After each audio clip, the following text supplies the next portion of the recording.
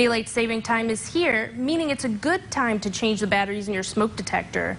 Reddings Mill Fire Department Lieutenant Chris Taylor says changing the batteries in your smoke detectors every year is important, and doing it on daylight saving time is an easy way to remember.